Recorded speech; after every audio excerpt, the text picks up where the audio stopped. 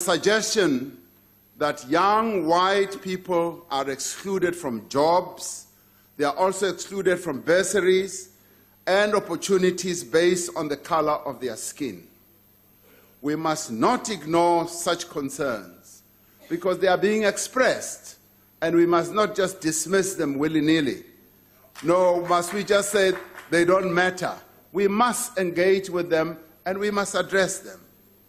And as we address them, we should be mindful of this, for the statement that young people, young white South Africans are unfairly disadvantaged by affirmative action bodies. That statement is not borne out by reality. The reality we know does not bear testimony to that. Data from the Statistics South Africa indicates that white young people still do better in development indicators such as education, employment, entrepreneurial opportunities, and well-being. Unemployment among Africans stands at 30% and just under 7% for white people. Big difference. So one can never say the others are much more advantaged than the others. Employment prospects still favor white young people as compared to their black compatriots. And that is dealing with reality, the reality that is born out of evidence.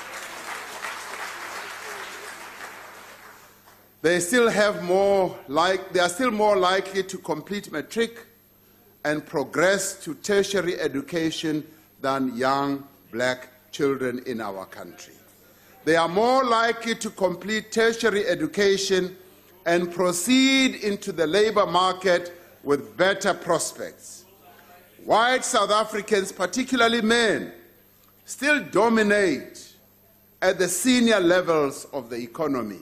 That cannot be denied, that cannot be disputed ever.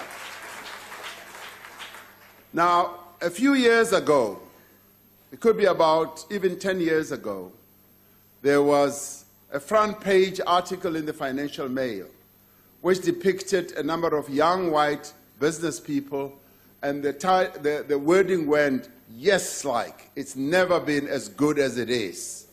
Because what it was trying to say is that for white people, much as democracy came and arrived, the situation was still just as good for them. So the notion that, yes, they have reversed cannot be true. In fact, those who have reversed are black people. And we need to keep that in mind as we deal with the problems that beset our country.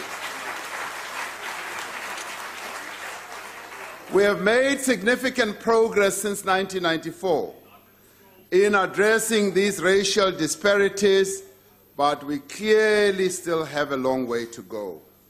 We have even further to go to address gender disparities in our country. It is therefore critical that we accelerate black economic empowerment, employment equity, and the transformation of our education system. That is what we need to accelerate. We should emphasize that the task of building a united nation that belongs to all South Africans, black and white, does not suggest that we ignore the legacy of our apartheid or colonial past. On the contrary, the creation of a non-racial society requires the liberation of Africans in particular and black people in general from the economic and political bondage that still holds them back. That is our task. Let us remember the contract we all entered into as South Africans when we adopted our constitution. It says, "We, the people of South Africa, recognize the injustices of our past. We honor those who suffered for justice and freedom in our land.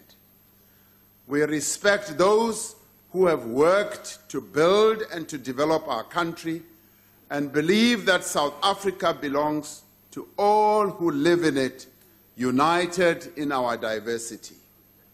We therefore, through our freely elected representatives, adopt this Constitution as the supreme law of the Republic so as to, 1, heal the divisions of the past and establish a society based on democratic values, social justice, and fundamental human rights, and also to lay the foundations for a democratic and open society in which government is based on the will of the people and every citizen is equally protected by the law.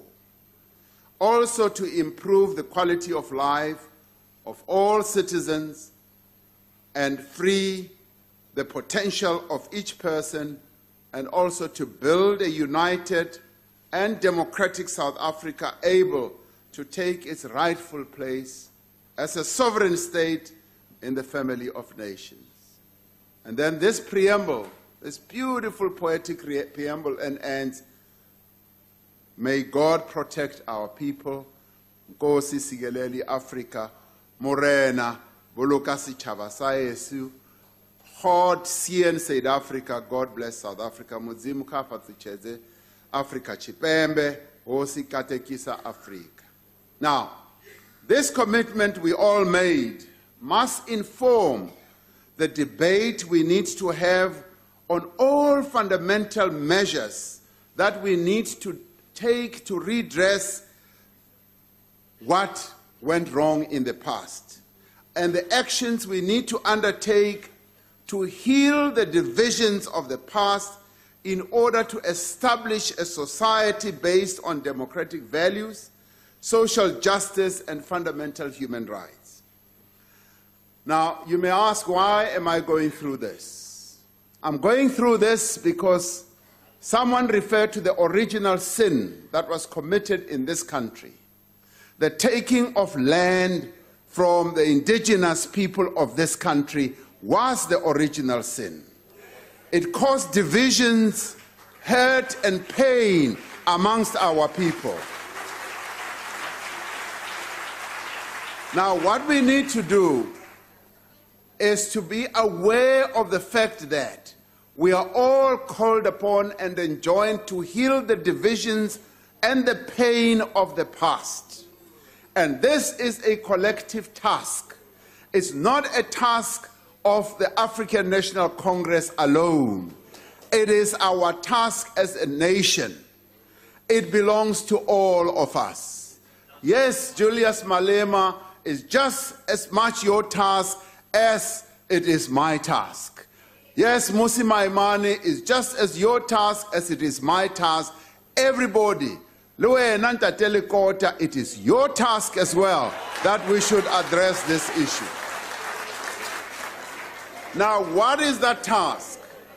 The return of the land to the people from whom it was taken speaks to precisely what we need to do to heal the divisions of the past. Whether we like it or not, that pain persists. I'll tell you why it persists. This morning as I was walking in Guguletu into Athlone, I meet a gentleman. He's 73 years old, and I ask him, where do you live? He said, I live here in Athlone. I used to live in District 6. And he says to me, I was moved from District 6 with my family, and my house was bulldozed. And to this day, I do not have a house. I rent a house. I lost everything that I had. Now, that is a pain that needs to be addressed. It is a division that we must heal.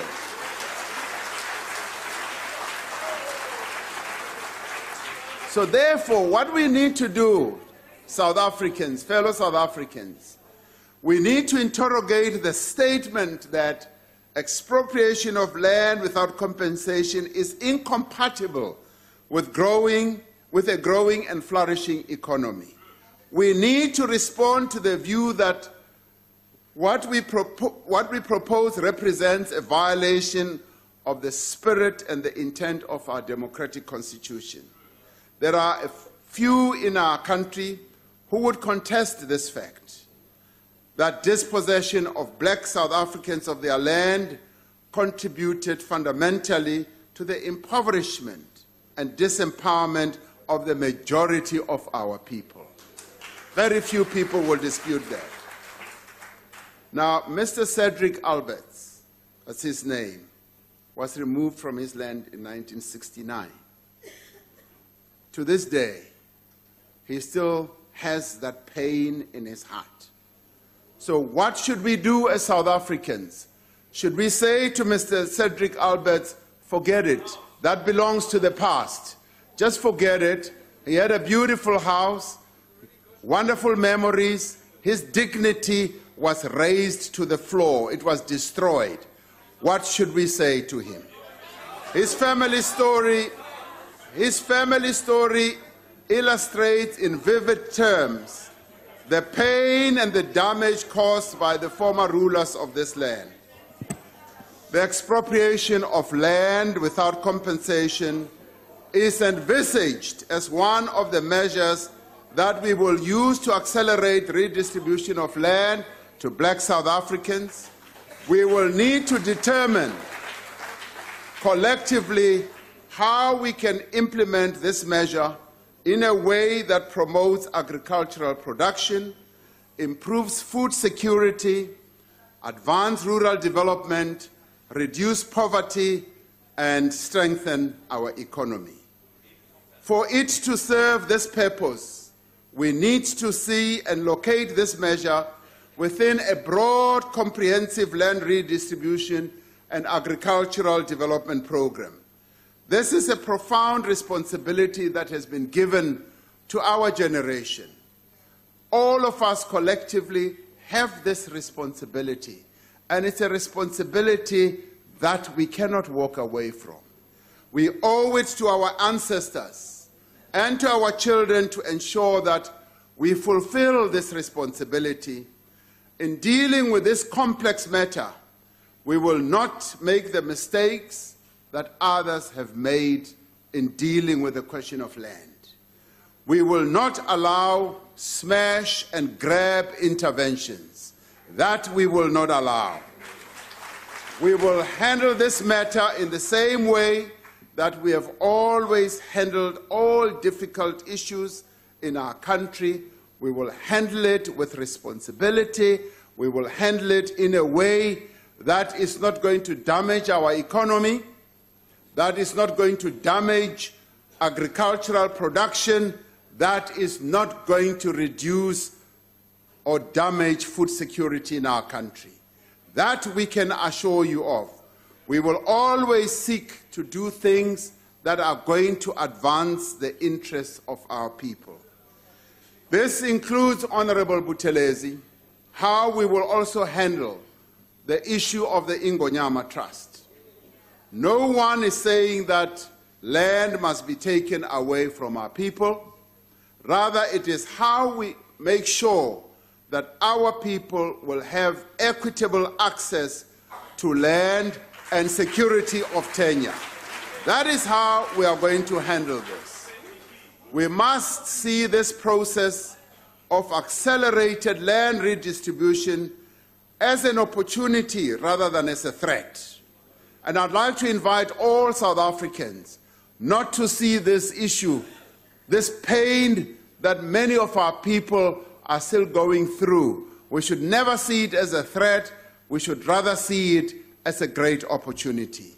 A number of white South Africans, as it is now, and companies who own land have decided that they are going to grasp the nettle and see this as an opportunity of redressing the past, the injustices of the past, the divisions of the past, so that all of us collectively as South Africans, we can move forward knowing that we have addressed the original sin, we have addressed that which has been dividing us, and that we are moving forward with great purpose as South Africa.